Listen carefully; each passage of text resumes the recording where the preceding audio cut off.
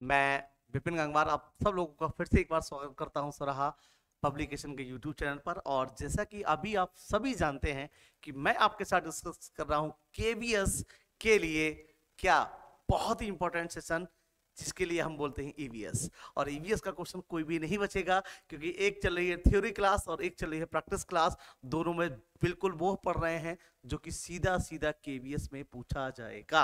Okay, तो पहला session complete हो चुका है थ्योरी वाला। आइए प्रैक्टिस पे सेशन की हम लोग बात करते हैं। बहुत जल्दी से जुड़ जाइए, देख लेते हैं कितने लोग जुड़े हुए हैं। बहुत जल्दी जल्दी जितने भी लोग जुड़े हुए हैं इसको प्लीज प्लीज क्या कर दीजिएगा, शेयर कर दीजिएगा। ज्यादा ज्यादा लोग शेयर कर दीजिएगा और एक बार कमेंट करके बता दीजिए यस सर प्रेजेंट, है ना। और बिल्कुल पूजा वर्मा जी थैंक यू। आप और जितने भी लोग हैं, जितने भी लोग, वो जल्दी जल्दी कमेंट करिएगा दोस्तों, है ना, जिससे कि सेशन को शुरू किया जा सके भाई, क्लास को शुरू किया जा सके एक जबरदस्त तरीके से। जितने भी लोग हैं चलिए करें बात अपने लोग क्वेश्चंस पर। तो कल क्वेश्चंस अगर हम लोग बात कर रहे थे किसके बारे में, 28 क्वेश्चन हम लोग कर चुके थे, यानी कि 28 क्वेश्चन पर हम, ये मैंने आपके लिए दिया था होमवर्क, ठीक है। बिल्कुल पूजा वर्मा जी, इसकी मैं जो पीडीएफ है ये पीडीएफ मैं प्रोवाइड करा दूंगा आपके लिए। आपको लिंक मिल जाएगा या टेलीग्राम चैनल पे आपको मिल जाएगा, सर से बात करके आपको मिल जाएगा, ठीक है, टेंशन ना लीजिए। आइए क्वेश्चन करते हैं अपने लोग। तो कल हमने 28 क्वेश्चन, ये जो दोस्तों आपको दिया था वो दिया था इसके लिए, होमवर्क के लिए। तो मुझे इसका आंसर बताइए क्या था। रेगिस्तानी ओक के बारे में लिखने में से कौन सा, ठीक है, अध्ययन कीजिए भाई। कौन कौन से ऑप्शन इसमें सही हैं, कौन कौन से गलत हैं। पहला ऑप्शन क्या कहता है कि रेगिस्तानी ओक एक वृक्ष है जो कि जिसकी ऊंचाई हमारी कक्षा के कमरे के बराबर लगभग 4 मीटर की है। दूसरा कहता है कि इस वृक्ष की जड़ें नीचे वृक्ष की ऊंचाई की 30 गुनी गहराई तक जमीन के अंदर जाती हैं, है ना, और जब तक जाती हैं जब तक पानी ना मिल जाए। इस वृक्ष के तने में पानी एकत्र रहता है और यह वृक्ष अबू धाबी में पाया जाता है। बस ये चार में से बताइए कि कौन सा कथन अपने सही है। भाई ऑप्शन ए सही है, बी सही है, सी सही है, डी सही है। जितने लोग हैं बहुत जल्दी से, ठीक है, जितने भी लोग हैं आंसर करिएगा प्लीज प्लीज, फटाफट बहुत जल्दी से आंसर करिएगा इसका। ये HW का काम था अपना, है ना, बताइए, ठीक है। ए, चलिए बात कर लेते हैं। पूजा जी का आंसर है ए। तो एक आंसर क्या कहता है, 2, 3, 4, यानी दो में क्या कहता है, इस वृक्ष की जड़ें नीचे वृक्ष की गहराई 30 गुनी तक गहराई तक जमीन के भीतर जाती हैं। और जहां तक बिल्कुल ये बात बिल्कुल सही है ना, ये तो सही है। तीसरा कहता है इस वृक्ष के तने में पानी एकत्र रहता है। बिल्कुल ये बात भी हमने कही थी कि भाई पानी एकत्र रहता है, लोग को जब जरूरत होती है पानी की तो वो इसका क्या करते हैं, पाइप, एक पतला पाइप डालकर इस पानी को पीते भी हैं, ठीक है। बिल्कुल डी, ये वृक्ष अबू धाबी में नहीं जी, ये तो गलत है, यानी ये ऑप्शन तो गलत हो गया, ए वाला तो नहीं है ना। ये अबू धाबी में नहीं है, ये जो है दोस्तों वो ऑस्ट्रेलिया में है। कहाँ है, ऑस्ट्रेलिया, बताया था ना कि ये वृक्ष कहाँ है, ऑस्ट्रेलिया। तो ये तो गलत हो गया। अब बताइए ऑप्शन कौन सा सही होगा, कौन सा ऑप्शन सही है ना। तो दोस्तों याद रखिएगा इसका करेक्ट आंसर रहेगा 1, 2, 3।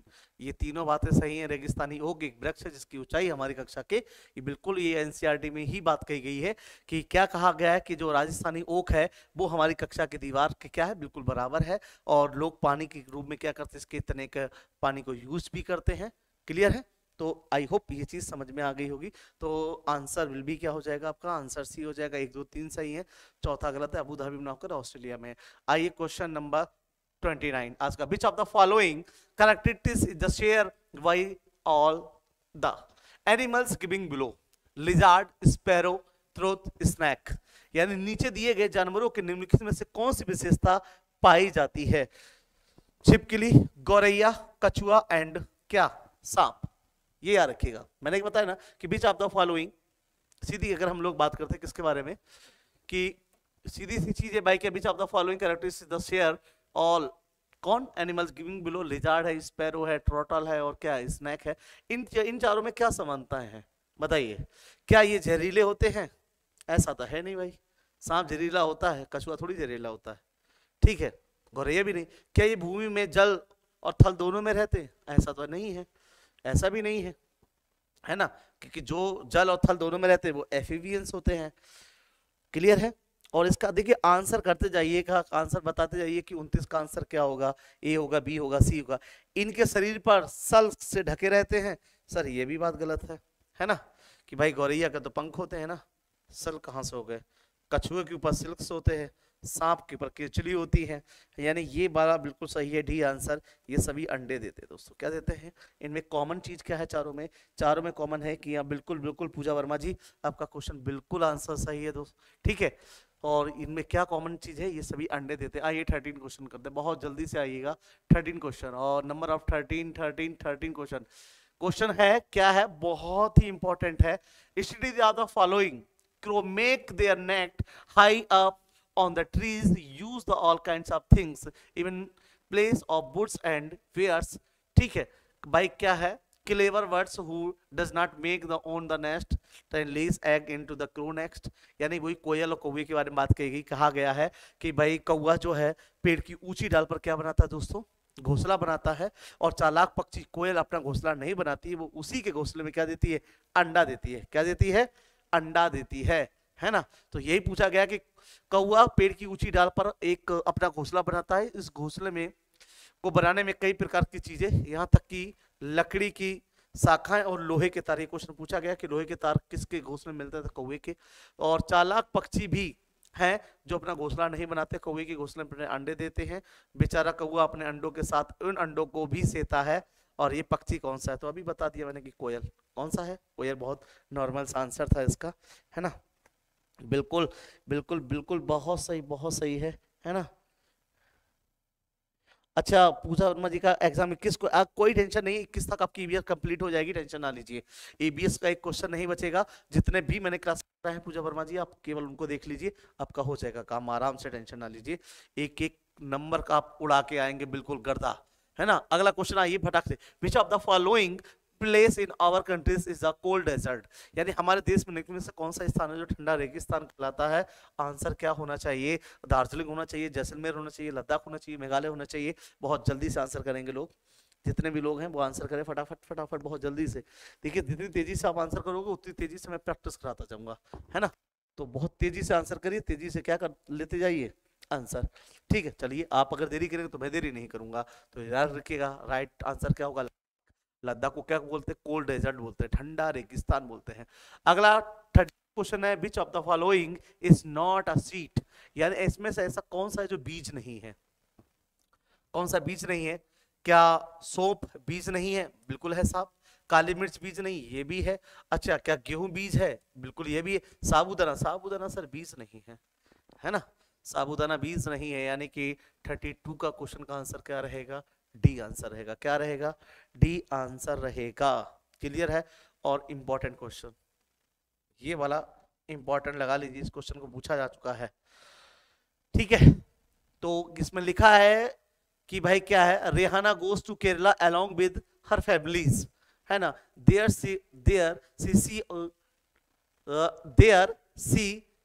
she tells trees which are very different from those into her hometown Simla, which trees could she have seen in a Kerala।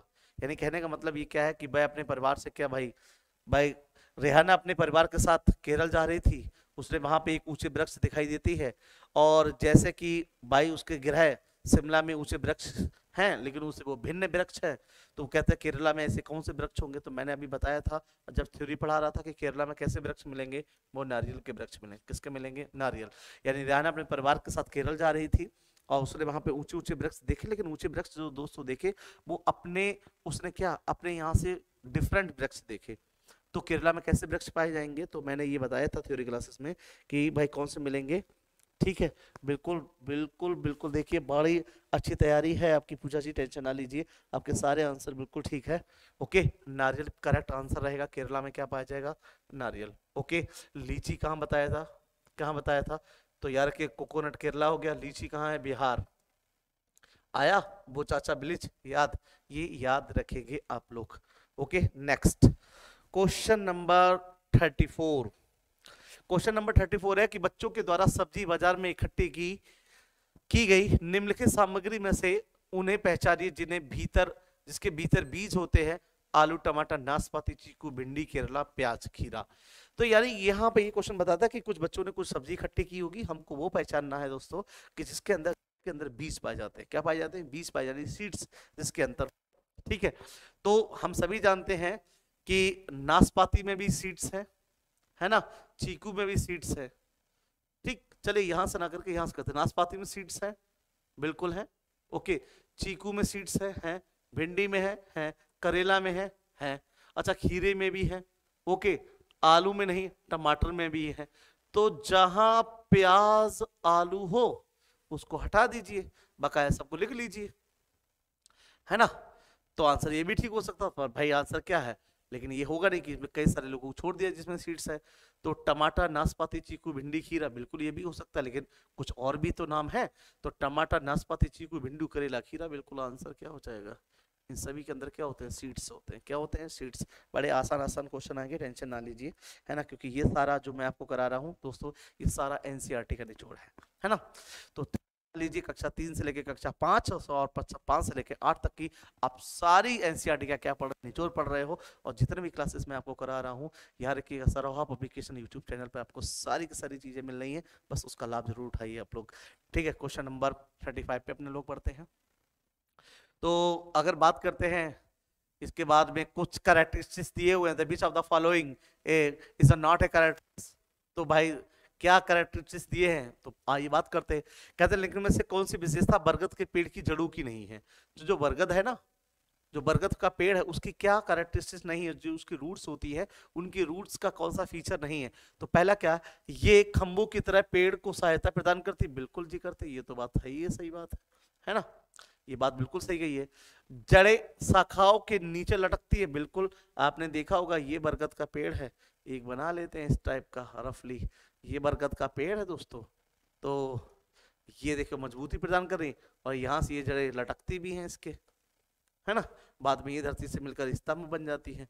तो बिल्कुल भाई लटकती भी है, ये भी बात सही है। क्लियर है, ये बात भी क्या है, सही है, ओके। तो इसमें जमीन के भीतर जड़ें होती हैं, ये जड़ें भोजन का भंडार करती है, बिल्कुल ये भी बात सही है। पर ये बात गलत है कि जड़ें क्या करती हैं, भोजन का भंडार करती हैं। बिल्कुल औरंग जी 34 का डी आप सही है, पूजा वर्मा आपका भी सही है, गर्दा उड़ा रहे हो आप दोनों लोग, टेंशन ना लीजिए। यानी इसका आंसर क्या आएगा, डी। सारी बातें सही है, पर नहीं सही है, कौन सी नहीं सही है, तो जड़ों के भीतर का भंडार। ओके, क्वेश्चन नंबर 36 देखिए, ठीक है, रिपीटेड क्वेश्चन है लेकिन इंपॉर्टेंट क्वेश्चन है, और कई बार ये सीटेट और याद रखिएगा सीटेट में भी पूछा गया है और केबीएस में भी पूछा गया। बगुला भैंस पर बैठता है क्योंकि, बगुला भैंस पर बैठता है क्योंकि, बगुला मनोरंजन के लिए भैंस पर बैठता है क्या, है ना। बहुत जल्दी से आंसर करिए, ठीक, आप आंसर करते जाइए, मैं आपके कमेंट देखता जाता हूँ। बगुला मनोरंजन के लिए भैंस पर बैठता है क्या, सर ऐसा तो कहीं नहीं है। भैंस बगुले के एक स्थान से दूसरे स्थान पे आने जाने में मदद करती है, ऐसा तो है ही नहीं। बगुला भैंस को डराना चाहता है, अरे भाई बगुला कैसे डरा देगा भैंस को, भैंस एक फुक्कार मार देगा बगुला मर जाएगा, है ना। तो याद रखिएगा आंसर क्या हो जाएगा, बगुला तथा भैंस में सहजीवी संबंध है। बताया था ना दोस्तों कि सहजीवी संबंध क्या होता है, वो संबंध होता है दो जीवों का जो एक दूसरे को लाभ पहुंचाते हो। जैसे मैंने बताया था कि लाइकेन, लाइकेन किसका सहजीवी संबंध है, तो वो किसका है, कवक और फंगी यानी फंजाई का। जो फंगी होती है ना, फंजाई यानी याद रखिएगा कवक और शैवाल, ठीक है। फंगी को क्या बोलते हैं हिंदी में, क्या, कवक, और एल्गी यानी क्या, शैवाल। तो याद रखिएगा कभी भी लिखा आ जाए फंगी एल्गी आ जाए या कवक शैवाल आ जाए तो उनके बनने से क्या बनता है, लाइकेन बनता है, जो एक सहजीवी संबंध है। जैसे बगुला और का है दोस्तों, भैंस का है।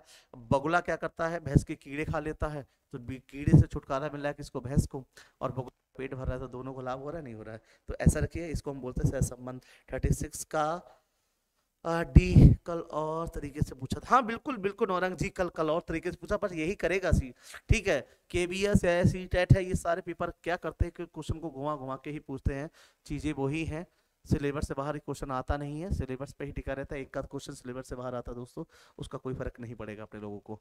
आइए, बस ये है कि आपने अगर मेरी क्लासेस ये करी है तो ये मैं प्रॉमिस करता हूँ आपसे कि गर्दा उड़ाओगे, ईवीएस का एक क्वेश्चन गलत नहीं होने वाला है आपका। आइए इसी बात पर 37 क्वेश्चन करते हैं। और 37 क्वेश्चन क्या है कि which of the following is not a function of the roots of are the plants, यानी एक जड़ का क्या कार्य नहीं है पौधे के लिए, है ना। लेकिन में से निम्नलिखित में से जड़ों का कौन सा कार्य नहीं है पौधों के लिए, कौन सा कार्य नहीं है, ठीक है बताइए कौन सा कार्य नहीं है। क्या पौधे को सहारा दे रहा, बिल्कुल पौधे को सहारा देती ही देती है। जल खनिज का अवशोषण करना आप ही बताया था थ्योरी में, जाइलम फिलोएम वाले, ठीक है। भोजन का भंडार में संचित करती, बिल्कुल ये बात करती है। क्या ह्यूमस उपलब्ध कराती, ह्यूमस उपलब्ध नहीं कराती भाई, ठीक है, ह्यूमस को उपलब्ध नहीं कराती हैं। बिल्कुल बिल्कुल पूजा वर्मा जी एंड नौरंग जी, बिल्कुल दोनों के आंसर सही हैं। बस लगे रहो आप लोग ऐसी जबरदस्त तैयारी के साथ। भाई जितने भी लोग और भी देख रहे हो ना, कमेंट करके आंसर बताते जाओ यार, अपनी तैयारी को परखते जाओ। हालांकि ज्यादा क्या होगा, गलत होगा ना, मैंने कल भी बताया था, यहाँ गलत होता डजेंट मैटर, उस पेपर में गलत नहीं होना चाहिए, है ना। ऐसा कोई इंसान नहीं जो गलतियां नहीं करता दोस्तों, पर याद रखिए इंसान वही है जो अपनी गलतियों से सीखता है और आगे बढ़ने का जज्बा रखता है। ओके, क्लियर है।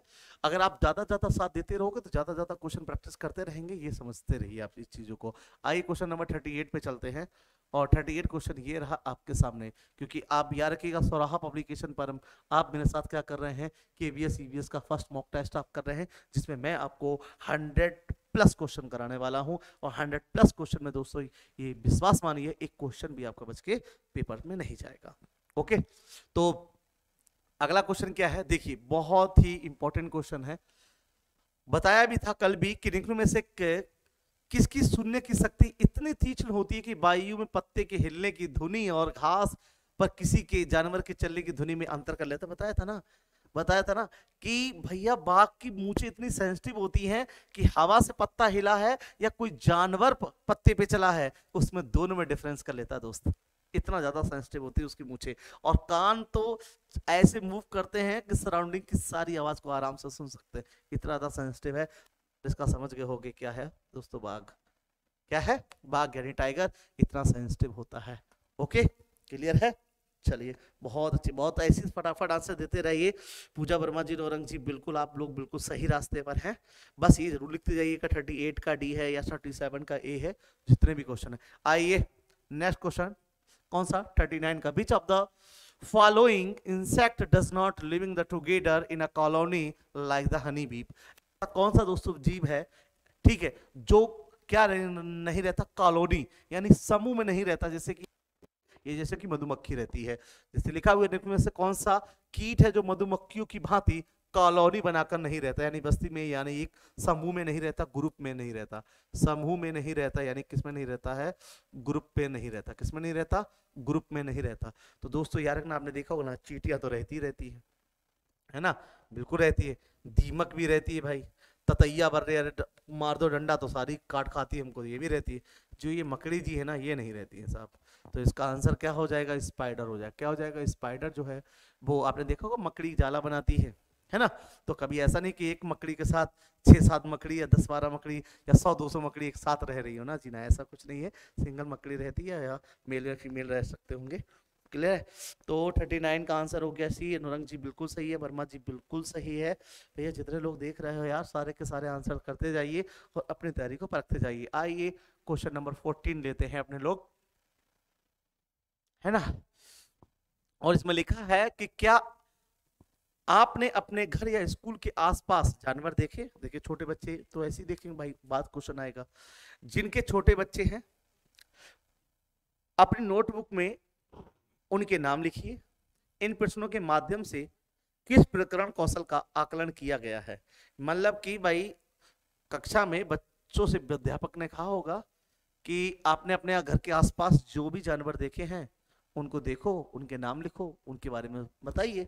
तो याद रखिएगा दोस्तों, ये क्या है, अगर कोई पूछ ले आपसे तो क्या है, तो बच्चा क्या करेगा, पहले उस चीज को देखेगा, उसका अवलोकन करेगा। क्या करेगा, उसका अवलोकन करेगा।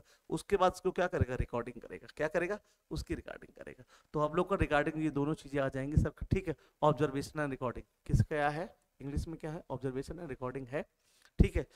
क्योंकि हम सभी सब बहुत अच्छे से समझिएगा, ठीक है, चाहे आप वाइगोस्की की थ्योरी पढ़िए, चाहे आप पियाजे के सिद्धांत पढ़िए, ठीक है, कहते हैं ना समाज और पर्यावरण का बच्चे पर बहुत बड़ा असर पड़ता है, और बच्चा अनुकरण करके ही सीखता है। जैसे हम उसके सामने करेंगे ना, वो उसी चीज से सीखता है। तो पर्यावरण, समाज बहुत बड़ा माध्यम है बच्चों के सिखाने के लिए। इसीलिए उसका परिवार और उसका पड़ोसी या समाज क्या है दोस्तों, याद रखना, क्या है, प्राथमिक विद्यालय कहलाता है बच्चों का। तो जो हमारा परिवार है, हमारी प्राइमरी एजुकेशन वहीं से स्टार्ट होती है, या जो हमारे पड़ोसी है। लेकिन समाज का भी बहुत इम्पैक्ट पड़ता है बच्चों के, ठीक है। याद रखिएगा, संवेगात्मक विकास पर, कॉग्निटिव डेवलपमेंट जो होता है ना, उस पर बड़ा इफेक्ट पड़ता है एनवायरनमेंट का। चाहे वॉस्की पढ़िए, चाहे आप प्याजे पढ़िए, तो ये सारे बात यही कहते हैं। आइए क्वेश्चन नंबर 41 देखते हैं। और 41 क्या कहता है कि the different pattern in the skin of animals are, जो जो होते हैं ना एनिमल्स, जो जंतु होते हैं, उन पर जो डिफरेंट डिफरेंट पैटर्न्स होते हैं ना, वो किस कारण होते हैं। जब आपने देखा ना चीता पे, है ना, बिल्कुल चीता, लेपर्ड देखिए तो वो कुछ और चितकबरा मिलेगा, चीता पे कुछ और साइन मिलेंगे, जैबरा देखिए उस पर कुछ और साइन मिलते हैं। तो ये जो पैटर्न बने होते हैं ना, ये पैटर्न किसकी वजह से होते हैं, इन एनिमल्स पे, है ना। बिल्कुल पूजा वर्मा जी, बिल्कुल सही बात है, आप सब लोगों के आंसर सही है। आप फटाफट आंसर देते जाइए। 41 का आपका आंसर आया, अनुराग जी का डी आंसर आया है, और पूजा वर्मा जी का आंसर आया है सी। तो देखते हैं, बिल्कुल बिल्कुल सही बात है दोस्तों। क्या है आंसर, बिल्कुल बहुत, पूजा वर्मा जी का आंसर बिल्कुल सही है, ठीक। लेकिन फिर पूरा पढ़ लेते हैं। उनकी शारीरिक शक्ति को अंकित करता है, अरे जी ऐसा तो नहीं है, ठीक है। परावर्तित प्रकाश के कारण, बिल्कुल ये ऐसी बात ही नहीं कही है। क्या जलवायु के कारण है होते जिससे वे रहते, बिल्कुल ऐसा नहीं है सर। याद रखना, जो पैटर्न होते हैं ना, वो उनके बालों की वजह से, उनकी त्वचा पर जो बाल होते हैं ना, उन बालों की वजह से। ये बिल्कुल एनसीईआरटी में एक लाइन लिखी गई है कि जितने भी एनिमल्स होते हैं उन पे, जिनके शरीर पर जितने भी पैटर्न्स पाए जाते हैं दोस्तों, वो सारे जो पैटर्न्स होते हैं वो किसकी वजह से होते हैं, जब प्रेजेंसी ऑफ हेयर्स, जो बाल होते हैं ना एनिमल्स पर, उसकी वजह से क्या होते हैं वो, ठीक है, प्रेजेंट होते हैं उनके पैटर्न्स। क्लियर है, चलिए बहुत अच्छी बात है। इतनी चीज अगर अब आपके समझ में आ रही है, ओके, क्लियर। चलिए, तो नेक्स्ट की अगर हम लोग यहां से बात करेंगे अगले क्वेश्चंस की, और अगले क्वेश्चन, अब देखिए एक चीज मैं फिर बताता जा रहा हूं। क्वेश्चन नंबर 52 फीचर प्लांट्स के बारे में है, अभी बात करेंगे इसके बारे में। मैं आपसे फिर कह रहा हूं, अगर आप बाकी में ईबीएस में बहुत अच्छा करना चाहते हैं, अपनी तैयारी को परखना चाहते हैं, और पेपर में टोटल नंबर लाना चाहते हैं ईबीएस में, तो दोस्तों कुछ नहीं करना है आपको।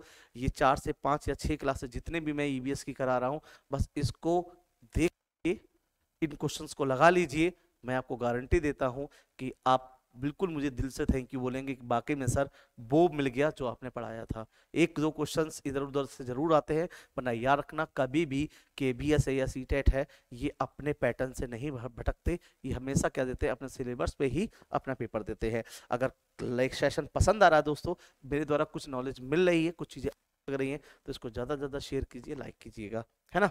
लाइक शेयर कमेंट करना मत भूलिएगा। और सर पीडीएफ ही दे दो बुक का प्लीज। भाई पूजा वर्मा जी, मैंने कहा है, देखिए जितना भी आप पढ़ रहे हैं वो सारी चीज है, मैंने आपको सारा कुछ करा दिया है, ठीक है, ठीक है। और जल्दी पढ़ लेंगे पूजा वर्मा जी, आप अगर स्पीड में पढ़ेंगी ना, तब भी सारी ये आपकी क्लासेस हो जाएंगी। लेकिन फिर भी मैंने आपसे कहा है कि आपको मैं ये पीडीएफ आपको प्रोवाइड्स करा दूंगा, सर से कहूंगा लिंक में आपको मिल जाएगी, डिस्क्रिप्शन लिंक में आपको ये पीडीएफ मिल जाएगी, और सर से आज बात करके डला दूंगा, टेंशन ना लीजिए। पर क्लासेस कर लीजिए, जिससे आपका रिवीजन और अपनी तैयारी को आप जांच भी रही हैं। पेपर के टाइम पे जाते जाते इस पीडीएफ को पढ़ लीजिएगा, आराम से समझिए, विश्वास मानिए कि आउट ऑफ क्वेश्चन लाएंगे सारे के सारे, है ना। पढ़ा हुआ है, बस जल्दी रिवीजन कर लेंगे, बस यही तो करा रहा हूँ ना, तो यही तो करा रहा हूँ, बस इत्मीनान रहिए पूजा जी, आपके पूरे में से पूरे नंबर आएंगे भाई। और जितने लोग परेशान हो रहे हैं ना, परेशान ना होइए, बस दिल से मेहनत से मेरे साथ जुड़े रहिए, है ना। मैं आपको सारी चीजें दे दूंगा, चलिए ये आपको मिल जाएंगे। तो क्वेश्चन नंबर आइए 42, क्वेश्चन नंबर 42 की अगर हम बात करते हैं फीचर प्लांट्स, ठीक है, ये याद रखिएगा, नेफ्थनीस जैसे, भाई क्या है कि भारत में नहीं पाया जाता, पहली बात। मेंढक, कीड़े मकोड़े, चूहो, है ना, चालाकी से फंसा कर खा जाता है। कीड़े मकोड़ों को आकर्षित करने के लिए उच्च तरफ की धुनिया निकालता है ना। मुंह छोटी छोटी क्या है, कड़ियों का से ढका होता है। बताइए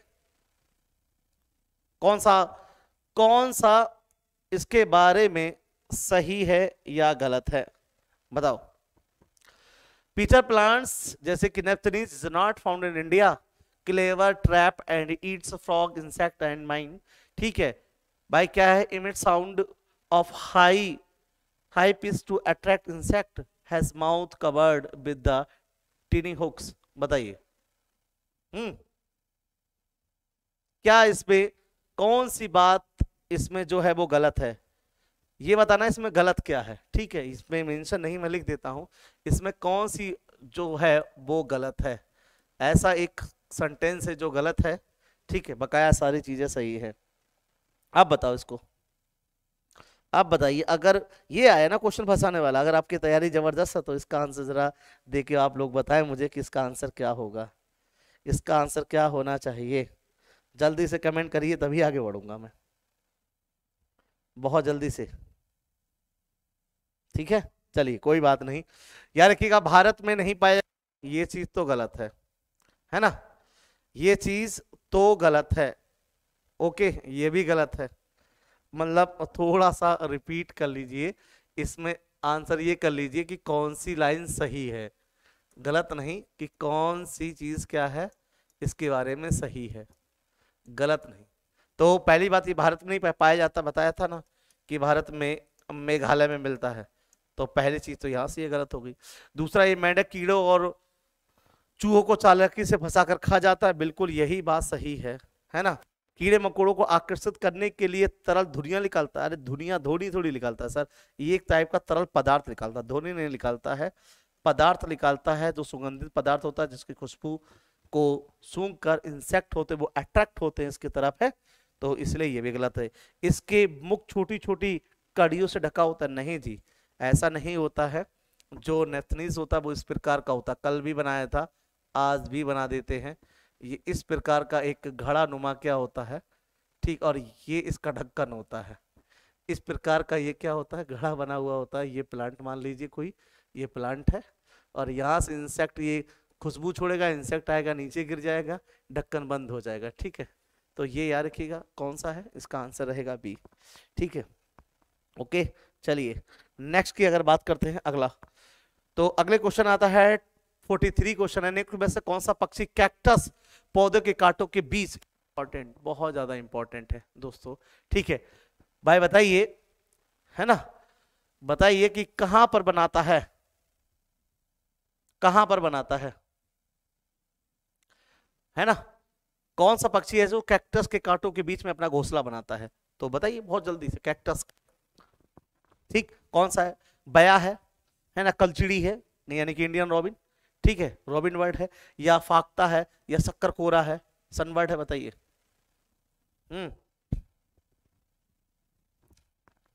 ठीक है, चलिए, ओके, तो याद रखिएगा बिल्कुल सही है, फाख्ता है। वर्मा जी आपकी बहुत अच्छी, क्यों घबरा रही है, कहा बस रिवीजन करते रहिए, आउट ऑफ में से आउट ऑफ आ जाएंगे आपके, क्यों परेशान होते हैं बच्चों। ठीक है, तो यार फाख्ता पक्षी हम सभी जानते हैं, जो इंडियन रॉबिन है, जो कलचिड़ी है, ठीक, जो इंडियन रॉबिन है, जिस सड़क के किनारे पत्थरों के बीच में क्या बनाता है, अपना घोंसला बनाता है, जिसमें ये क्या होगी, ठीक है, नरम मुलायम टहनियाँ भी होंगी, है ना, और कई सारी चीज क्या होती है, पत्तियां होती हैं नरम नरम, और कुछ चीथड़े भी होते हैं, काफी कुछ देखने को इसके घोंसले में मिलता है। लेकिन याद रखिए रोड के किनारे पत्थरों के बीच में बनाता है फाख्ता, कैक्टस, ठीक है, कैक्टस या मेदी के पेड़ पर क्या बनाता है, अपना मेदी की डाल पर क्या बनाता है, अपना घोंसला बनाता है। अगला क्वेश्चन, अगला क्वेश्चन 44, किसी पशु के विषय में नीचे का एक विवरण दिया गया हुआ है, और इसके बारे में हमें कुछ इसके बारे में पहचानना है दोस्तों, कि क्या पहचानना है, कि ये भालू जैसा दिखता है परंतु भालू नहीं है, एक दिन में लगभग 17 घंटे सोता है, वृक्ष की शाखाओं पर उल्टा लटक कर सोता है, और जिस वृक्ष पर रहता है उसकी पत्तियां खाता है, और 40 वर्ष तक जीवित रहता है। मैंने बताया था लगभग में 8 पेड़ों पे ही रह पाते हैं, है ना, 8 पेड़ों पे एक साल में रह पाते हैं। और ये कौन है, मिस्टर स्लॉथ, है ना, कौन है, स्लॉथ है, बहुत ज्यादा बेचारे सुस्त आदमी है ये, स्लॉथ है, फटाफट रिवीजन करते हैं। आइए नेक्स्ट क्वेश्चन 45 क्वेश्चन पर बढ़ते हैं।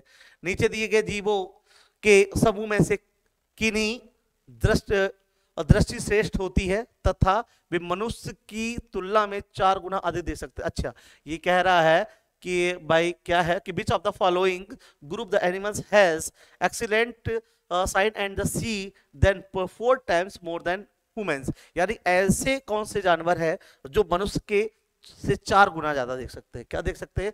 4 गुना ज्यादा देख सकते हैं। तो ये याद रखिएगा, जो 4 गुना ज्यादा देख सकते हैं दोस्तों, वो कौन कौन है? वो है चील है, गिद्ध है, और क्या है? गरुड़ है ना? कौन है?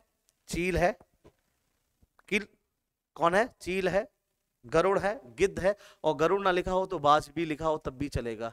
ये याद रखिए, गरुड़ की जगह बाज हो तब भी चलेगा। ये जो है ये सबके सब क्या है दोस्तों?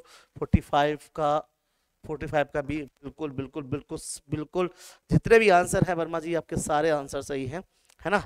ये जान लीजिए, आप जैसे स्टूडेंट ही हैं जो आप किन्ने जीवन में और एक टीचर के जीवन में क्या लाते हैं? उजाला लाते हैं। तो ऐसी मेहनत से लगे रहिए, और आप जैसे लोगों को पढ़ाने में बड़ा अच्छा भी लगता है जो करेक्ट आंसर देते हैं, या गलत आंसर भी देते हैं तब भी कोई बात नहीं है, लेकिन आंसर देना जरूरी है। ओके, आइए 46 क्वेश्चन पे बढ़ते हैं अपने लोग। और 46 नंबर का क्वेश्चन क्या कहता है? नीचे दिए गए खेती के विवरण के बारे में क्या है, कुछ बात कही गई है ना? तो एक फसल को काटने के पश्चात खेत को कुछ वर्षों के लिए छोड़ दिया जाता है, ठीक है, खाली छोड़ दिया जाता है। उसमें कुछ समय के बाद उसमें कुछ नहीं उगाया जाता, ठीक है। इस भूमि में बांस या अन्य खरपतवार जो कि किसी भी समय उगाते हैं, उन्हें उखाड़ा नहीं जाता है, उजाड़ा नहीं जाता, काट कर जला दिया जाता है, ठीक है। ओके, देखिए काट कर जला दिया जाता है, ये बड़ा लाइन यहाँ ये जो काट कर है ना, ये थोड़ा सा दिक्कत वाली बात है, क्योंकि याद रखिएगा उनको वहीं पर लचा दिया जाता है, तोड़ दिया जाता है, लचा दिया जाता है, ठीक है, फिर उनको जला दिया जाता है। ये काट कर जो वर्ड लिखा है ये थोड़ा सा गड़बड़ है यहाँ पर, ठीक है।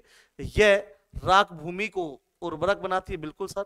जब ये भूमि में खेती के लिए तैयार हो जाती है तब हल्का सा खोदा जाता है, ठीक है। ये खोदा देखिए याद रखिएगा, थोड़ा सा नहीं, थोड़ा सा भूमि को हिलाया जाता है दोस्तों, खोदा नहीं जाता है, ठीक है, हिलाया जाएगा। क्या है? हिलाया जाता है। क्या है?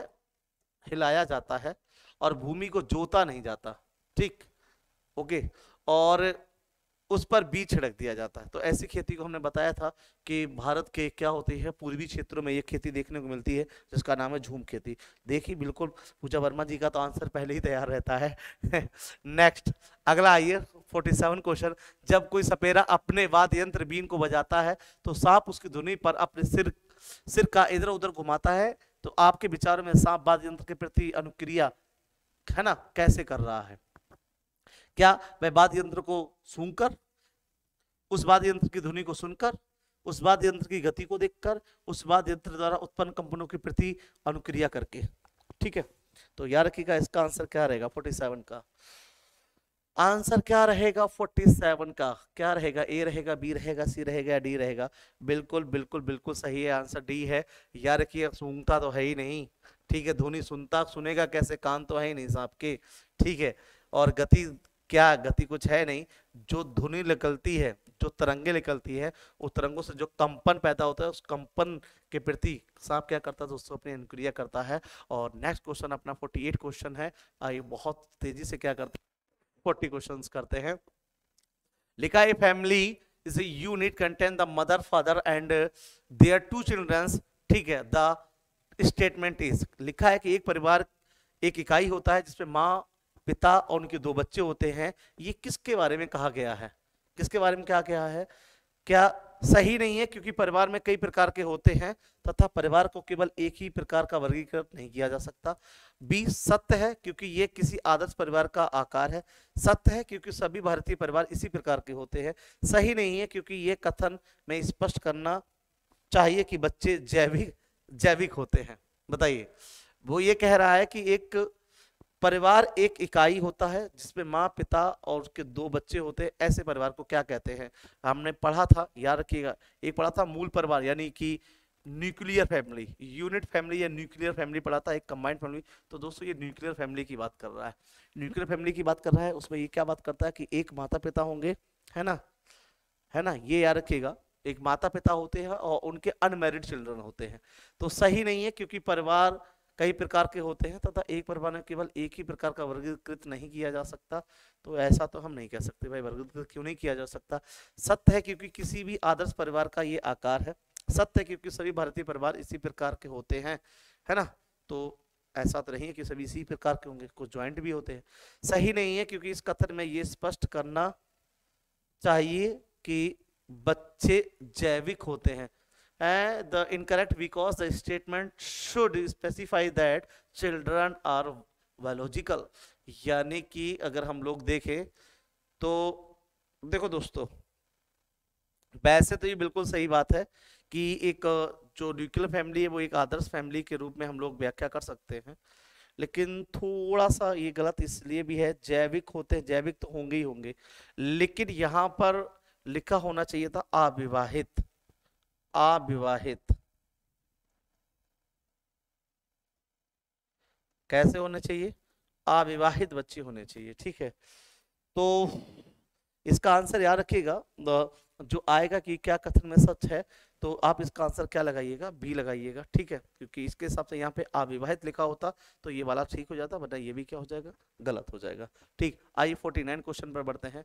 और 49 क्वेश्चन अपना ओहो बहुत ज्यादा अच्छा खासा है ना। पढ़िएगा इसके बारे में, ऐसे ऐसे भयंकर वाले क्वेश्चन आपको मिलेंगे, ठीक है। इसको आप पढ़ के क्या करेंगे, है ना। ये याद रखिएगा। सबसे पहला क्या है कि कक्षा 3 के एक शिक्षक ने अपने बच्चों को निम्नलिखित पेड़ पौधों की पत्तियों की विभिन्न वर्गों के वर्गीकृत करने को कहा। ठीक है भाई, कहा कि एक टीचर ने अपनी कक्षा में क्या कहा बच्चों कि विभिन्न, है ना, चीजों को, चीजें क्या है, पेड़ पौधे को क्या किया, उनकी पत्तियों को वर्गीकृत करने के लिए कहा। जैसे नींबू है, आम है, तुलसी है, पुदीना है, नीम है, केला आदि। कुछ विद्यार्थी ने पत्तियों की वर्गीकरण इस प्रकार किया। दवाओं के गुणों वाली पत्तियां और दवाओं के गुण से रहित पत्तियां, ओके। बड़ी पत्तियां और छोटी पत्तियां। शिक्षक ने समूह को, है ना, याद रखिएगा, समूह ए को, ठीक है, सी माना और समूह बी को गलत। अच्छा, सी माना नहीं, ए को सही माना होगा। क्या है, सही माना, सही माना है, और समूह बी को गलत। निम्न कथनों में से, है ना, कौन सा कथन अधिगम और आकलन के प्रति शिक्षक के दृष्टिकोण को प्रतिबिंबित करता है। अब बताइए क्या होना चाहिए इसका आंसर। भाई क्या है, उन्होंने ए को सही माना कि दवाओं की गुड़ वाली पत्तियां और बिना गुड़ दवा के गुड़ वाली पत्तियां, ठीक है। तो अब बताओ, क्या बच्चे बहुत प्रकार के संदर्भों में कक्षा में ले जाते हैं और जिसकी सराहना होनी चाहिए, अपने अनुभवों पर निर्भर करते हैं। कुछ बच्चे वर्गीकरण के बहुत से तरीकों का उपयोग कर सकते हैं, है ना। भाई देखिए, बहुत से तरीकों का उपयोग कैसे कर देंगे, छोटे बच्चे हैं, हम ऐसी बात तो कह ही नहीं सकते कि बहुत सारी वो चीजें जानते होंगे, है ना। बच्चे बहुत प्रकार के संदर्भों को कक्षा में ले जाते हैं जिसकी सराहना होनी चाहिए। ऐसा भी नहीं है कि कोई चीज संदर्भ में ले जाए उसकी सराहना हो। वर्गीकरण का काम बहुत ही विशिष्ट और स्तरीकृत है तथा इसका एक ही सही उत्तर होता है। ठीक, हाँ, ऐसा हो सकता है। डी कहता है यह क्रियाकलाप पत्तियों से सूचना ग्रहण करने पर केंद्रित है जिसका भिन्न अर्थ लगाया जा सकता है। अब बताइए किसी और डी में से कौन सा आंसर होगा। तो ये याद रखिएगा, कोई बताएगा इसका आंसर। दोस्तों याद रखिएगा, इसका जो आंसर जाना चाहिए वो क्या जाना चाहिए, सी, यानी डी बी नहीं होगा। ठीक है, एक अर्थ कैसे लगाया जा सकता है दोस्तों, याद रखिएगा, किसी भी निष्कर्ष के जो बच्चे हैं वो अपने समझ से कई प्रकार के निष्कर्ष को लगा सकते हैं। तो क्वेश्चन नंबर बढ़ते हैं अपने 50 पर। क्वेश्चन नंबर 50, ठीक है। क्वेश्चन नंबर 50 क्या कहता है कि नीचे पौधे के बारे में बच्चों के कुछ, है ना, विचार दिए गए हैं, इनमें से कौन सा विचार वैज्ञानिक दृष्टि से ठीक है, ये है। तो भाई पौधे के बारे में बच्चों के कुछ क्या है, सृजनात्मक जो उनके विचार हैं, और उन विचारों को वैज्ञानिक दृष्टि से कौन सा ठीक है। लिखा है फॉलोइंग आर द सम, ठीक है, intuitive ideas of children about the plant which of them the, ठीक है, साइंटिफिक करेक्ट। भाई ऐसे कौन से पौधे हैं, ठीक है, ऐसे कौन से विचार है जो कि साइंटिफिक तौर पर बच्चों के क्या है, सही होंगे। तो क्या है, बीज किसी पौधे का हिस्सा नहीं होते। सर ऐसा तो नहीं है, बिना बीज के पौधा कहां से आएगा। गाजर और बंद गोभी पौधे नहीं होते, बिल्कुल साइंटिफिक चीज से ये गलत हो जाएगा। घास पौधे नहीं है, अरे भाई ऐसा भी नहीं कह सकते। कुछ सब्जियां फल होते हैं, हाँ बिल्कुल ये बात तो साइंटिफिक चीज सही है कि कुछ सब्जियां क्या होती हैं, फल होती हैं। तो इसका आंसर ये क्या हो जाएगा, सही हो जाएगा। आइए क्वेश्चन नंबर 51, फिर से अगेन झूम खेती के बारे में क्वेश्चन है। क्या झूम खेती में अपनाई जाने वाली पद्धति के विषय में नीचे दिए कथनों पर विचार कीजिए। और ठीक है, विचार कीजिए, फटाफट आंसर दीजिए। ठीक है, क्वेश्चन नंबर कौन सा है, क्वेश्चन नंबर 51 का क्या है कि एक फसल प्राप्त करने के बाद जमीन को कुछ सालों के लिए छोड़ दिया जाता है। बिल्कुल ये बात तो हमने कई बार कही, ये बात तो है ही है। इस जगह को जो बांस या खरपतवार उग जाते हैं उसे उखाड़ कर जला देते हैं। चलिए अगली बात करते हैं। खरपतवार आदि को जलाने पर प्राप्त राख को खाद की तरह से काम में लाते हैं, है ना। सर खाद की तरह काम में कहाँ लाओगे, वो खाद के रूप में प्रयोग हो जाती है खेत में, हम थोड़ी उसको काम में लाएंगे। ठीक है, जब इस जमीन में खेती की बारी आती है तो बीज छिड़कने से पहले इसे गहरा जोता जाता है। जोतने की तो बात ही नहीं कहते हम लोग। तो यानी कि यहाँ की अगर हम ये बात कहें तो बी, सी और डी तो दोनों गलत हैं। तो जहां जहां सी और डी है वो काट दीजिए, यानी कि ये कट जाएगा, ये कट जाएगा। और दोस्तों तो अगर बात करते हैं सी इसमें भी है तो ये भी कट जाएगा। आंसर क्या रहेगा, डी रहेगा। यानी इसके बारे में ये एक जगह को बांस को खरपतवार उग जाता है उसे उखाड़ कर जला देते हैं। मैंने कहा था ना कि एनसीईआरटी उखाड़ कर जलाने की बात नहीं करती, उसको तोड़ के या गिराने के बाद जलाने की बात करती है। ठीक है दोस्तों, ये बहुत अच्छे से याद रखिएगा। इसलिए इसका आंसर बी भी गलत है, केवल आंसर कौन सा सही है, सी सही। देखिए क्वेश्चन को आप क्या करते हो, ऑप्शन से एलिमिनेट भी कर सकते हो। अगर आपको जानकारी है तो आप वहां से निकाल सकते हो, किसी भी क्वेश्चन में कोई कंफ्यूजन होता है तो आप निकाल सकते हो। भाई देखो गहरा जोतने की बात नहीं करा तो डी तो गलत ही है, तो डी इसमें भी है, डी इसमें भी, ये तो दोनों कट ही गए थे, पहले ही कट गए थे। इसके बाद बचे कौन सा, ओनली ए और बी और सी। तो फिर कह रहा खरपतवार आदि को जंगल में राख को खाद की तरह काम में लाते हैं। देखिए सब खाद जब वो जला दी जाते हैं ना तो वो खेत में खाद का काम करती है। ऐसा नहीं है कि उस राख को इकट्ठा कर लो बाद में उसको खाद के रूप में काम करो, ऐसा लाते हैं, ऐसा है नहीं। इसलिए सी भी गलत हो गया, तो इसलिए ये भी एनिमिलेट हो गया। तो हुआ क्या, बचा ए, यानी कि बी भी गलत होगा। तो फिर आंसर क्या होगा, ए। तो बहुत अच्छे से याद रखिएगा इस चीज को, क्लियर है, क्योंकि क्वेश्चन ऐसे ही फंसाने वाले आएंगे, पर आपको फंसना नहीं है, आपको फंसना नहीं है। आइए क्वेश्चन नंबर, ठीक है 52 पे, मैंने कहा ना कुछ चीजें आसान लगती है पर आसान होती नहीं है। क्वेश्चन नंबर 52 कहता है, ठीक है, it is the link that the animals that are the, ठीक है, awake night the see object only in. आमतौर पर यह माना जाता है कि रात में जागने वाले जानवर हर चीज को जिस रंग से देखते हैं वो रंग क्या है।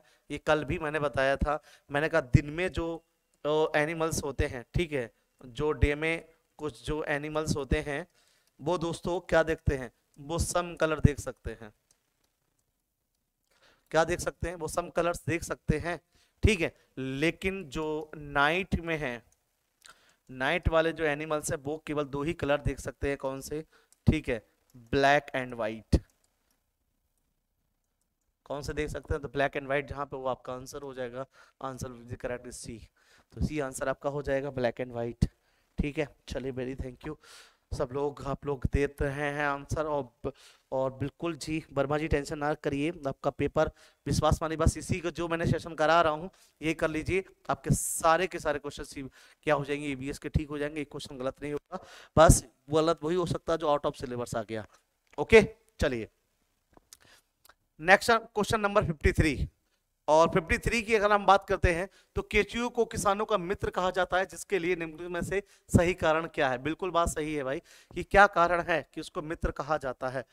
तो केचुआ मृत पत्तियों और पौधों को खाते हैं तथा उसके मल से उपजाऊ भूमि बनती है, ऐसा तो खैर नहीं है। केचुए खरपतवार खाते हैं जिससे मुख्य फसल की सुरक्षा होती है, हाँ बिल्कुल है, ऐसा तो है, ठीक है क्लियर। केचुए जमीन में छेद बनाते जिससे जमीन पॉली हो जाती, बिल्कुल ये भी बात सही है। केचुए द्वारा बनाए गए छेदों से जमीन में आसानी से हवा, बिल्कुल बिल्कुल यही होता है, गैसेस ट्रांसपेरेंट होती रहती, इधर से उधर हवा गमन करती रहती है। तो आंसर होना चाहिए B C D. B C D है कहीं पर, बी सी डी यानी बिल्कुल है। तो ये याद रखिएगा, आंसर क्या हो जाएगा अपना पहला। आइए क्वेश्चन नंबर बढ़ते हैं 54 पर।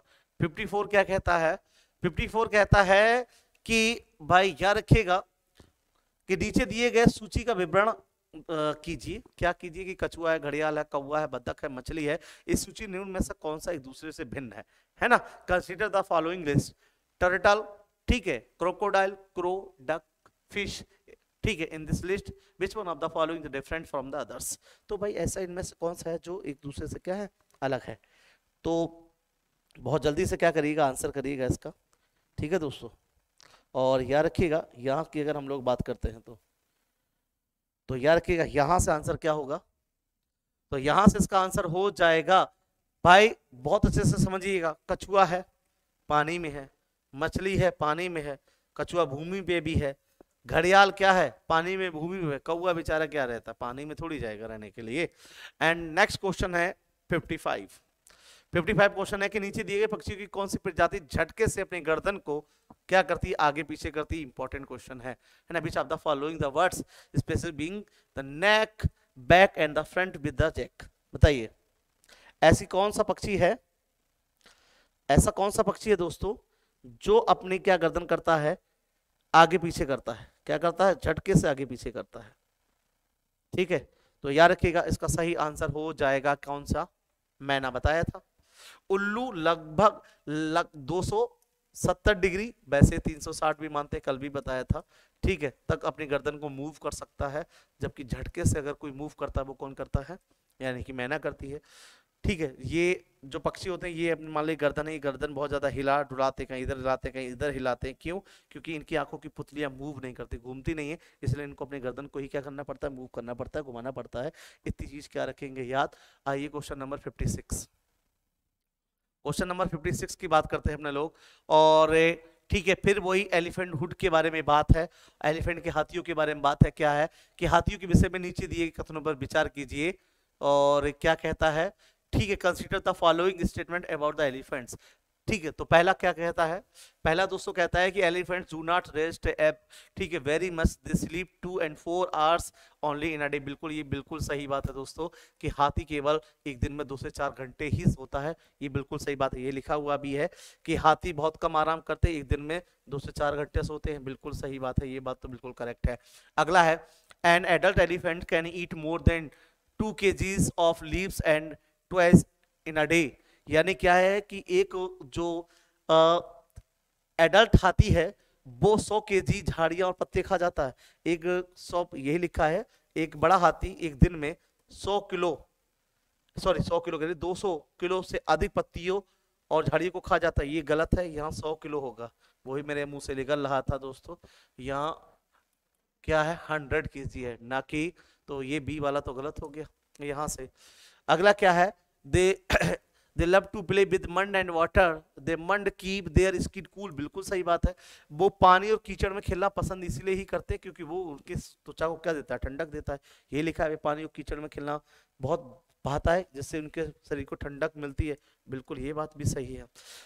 अगला क्या कहता है कि in elephant herd the oldest female elephant decide the everything. बिल्कुल सही बात है कि जो ओल्डेस्ट एलिफेंट होती है वही सबको डिसाइड करती है, क्योंकि वो उसकी हेड होती है। जो सबसे, याद रखिएगा दोस्तों, वो क्या है कि जो सबसे ओल्डेस्ट एलिफेंट होती है वो उसकी मुखिया होती है। किसी भी हाथी के झुंड में सबसे बुजुर्ग हथनी ही अभी फैसले लेती है, क्योंकि वो उसकी क्या होती है, उस हुड की यानी उस झुंड की मुखिया होती है। मैंने बताया था कि जो मेल एलिफेंट इस झुंड में नहीं होते, 10 से 12 ही हाथी होते हैं, ठीक है, 10 से 12 ही झुंड में हाथी होते हैं। पर हाथी मैं बोल रहा हूं लेकिन उसमें फीमेल और उनके बच्चे होते हैं, ठीक है, फीमेल और बच्चे, यानी कि फीमेल एलिफेंट्स और उनके चिल्ड्रंस ही होते हैं। जैसे 14-15 साल के बच्चे हो जाते हैं वो झुंड को छोड़कर चले जाते हैं, अकेले रहने लगते हैं। क्लियर है? बहुत अच्छे से इस चीज को याद रखिएगा। यहाँ 200 kg नहीं है, 100 kg खा जाते हैं। और 3 महीने का एक बच्चा जो एलिफेंट का होता है उसका वजन 2 कुंटल या 200 kg हो सकता है। ये सारी बातें याद रखिएगा। तो दोस्तों कौन सा सही है? ACD, यानी पहला ACD, ACD कहीं पे, हाँ ये है चौथे में अपना आंसर, ACD अपना आंसर बिल्कुल सही है। और देख लेते हैं जितने लोग भी हैं, ठीक है दोस्तों, एक बार देख लेता हूं मैं, ठीक, चलिए। और आज की क्लास का हम लोग कर लेते हैं लास्ट क्वेश्चन। और लास्ट क्वेश्चन कर लेते हैं, या इसके बाद एक आध क्वेश्चन और भी देख लेंगे। Which of the following is the weight litter of the international, ठीक है, फेम। तो ये याद रखिएगा, अगर बात करते हैं कि भाई कैसा कौन है जो वेट लिफ्टर है, ठीक है, इंटरनेशनल, तो सबको पता है कर्णम मल्लेश्वरी जो है वो एक वेट लिफ्टर है ना। सुनीता विलियम्स वो क्या थी भाई, अंतरिक्ष में जाने वाली भारतीय महिलाएं थी, ठीक है, भारतीय मूल की महिला थी ये, ओके। अगर बात करते हैं बैचेंद्री पाल, ये पर्वतारोही है। तो ये याद रखिएगा, जो कर्णम मल्लेश्वरी है वो क्या है, वो वेट लिफ्टर है। तो वही लिखा है, विच of the following is a weight lifter international game में से कौन सा अंतरराष्ट्रीय ख्याति प्राप्त वेट लिफ्टर है, तो कर्णम मल्लेश्वरी है। आइए 58 क्वेश्चन की, select from the following the group of the world each member of which to able to see distance that object 4 times as far the as can see। यानी कि वही क्वेश्चन फिर से रिपीट है कि ऐसे कौन से पक्षी हैं, ऐसे कौन सी वर्ड्स हैं, ऐसे कौन से जानवर हैं जो हमसे 4 गुना ज्यादा देख सकते हैं। लेकिन में से कौन से पक्षी हैं, जो पक्षियों का समूह है जो प्रत्येक सदस्य हमारी तुलना में क्या देख सकते हैं, 4 गुना देख सकते हैं। तो मैंने बताया था दोस्तों, क्या है, बाज चील गिद्ध। बाज चील गिद्ध क्या है, ये इसके आंसर हो जाएंगे, जो मनुष्य से क्या देख सकते हैं, 4 गुना देख सकते हैं। Okay, clear. और यहां से आज का क्वेश्चन क्या है, दैट ये रहा 59 क्वेश्चन।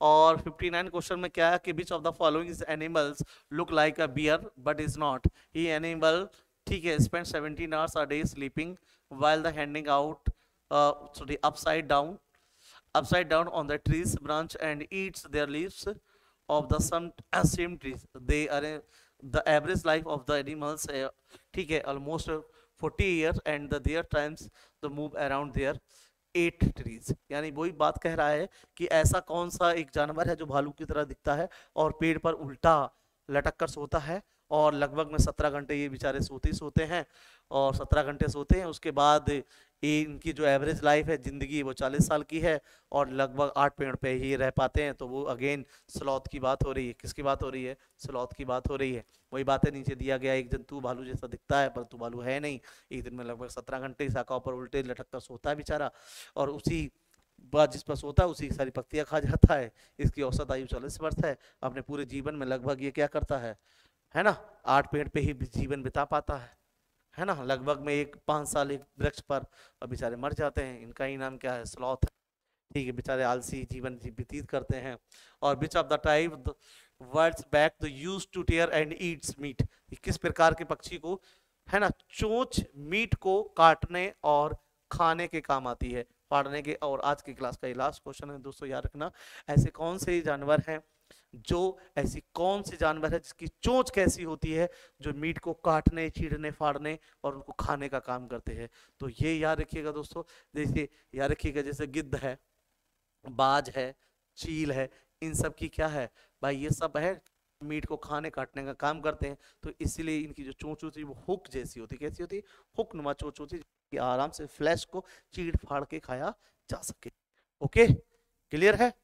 और लास्ट क्वेश्चन है आपके लिए HW, बहुत इजी क्वेश्चन है, हर कोई बता सकता है। और लास्ट क्वेश्चन क्या है, वो ये है कि which state has a common practice झूम कल्टीवेशन। यानी कि किस राज्य में झूम खेती की एक सामान्य प्रथा है, ठीक है। तो ये याद रखिएगा, सभी को पता है, लेकिन फिर मैं चाहूंगा कि इसका आंसर आप ज्यादा से ज्यादा दें। तो दोस्तों याद रखिएगा, आज हम लोगों ने काफी क्वेश्चंस क्या कर लिए हैं, प्रैक्टिस कर लिए हैं। और मैं आपको एक प्रॉमिस करता हूं, अगर आप क्या करते हैं, अगर आप सही से जितने भी मैंने क्लासेस लिए हैं दोस्तों, ठीक है, अगर वो प्रैक्टिस कर लेते हैं और जितने भी थ्योरी हम लोगों ने की है उस थ्योरी की क्लास प्रैक्टिस कर लेते हैं, तो EBS में आप पूरे में से पूरे नंबर ला सकते हैं। और इसी बात पर मैं विपिन गंगवार आपसे क्या लेता हूँ, विदा लेता हूँ, और आपके स्वाध्याय, आपकी कामयाबी की क्या करता हूँ, कामना करता हूँ। आप बहुत अच्छे से पेपर दें और इसी बार में आपके EBS को क्वालिफाई कर जाएं। बस उसके लिए क्या करिए, दिल से पढ़िए, मेहनत करिए और बने रहिए मेरे साथ सौरहा पब्लिकेशन के यूट्यूब चैनल पर। मैं विपिन सर फिर से मिलूंगा आपको नेक्स्ट डे नेक्स्ट क्लास में। तब तक के लिए टेक केयर, थैंक यू। बने रहिए मेरे साथ, जुड़े रहिए, और सेशन को ज़्यादा से ज़्यादा लाइक शेयर करना ना भूलें। और अगर इससे आपको लाभ मिल रहा है तो कम से कम अपने 2 दोस्तों को इसको दोस्तों जरूर शेयर करें। ओके, तो टेक केयर, थैंक यू। मैं फिर मिलूंगा नेक्स्ट क्लास में, तब तक के लिए धन्यवाद।